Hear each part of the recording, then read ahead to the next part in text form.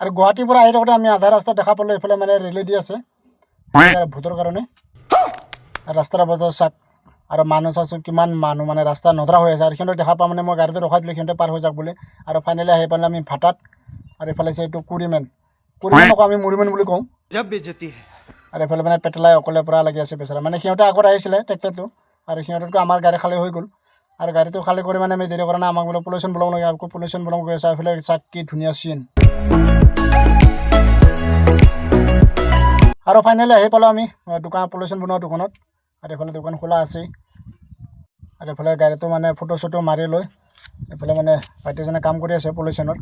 আমি অলপ টাইম ৰখিলোঁ তাতে আৰু এইফালে ভাগিন ল'ৰাটো আৰু এয়া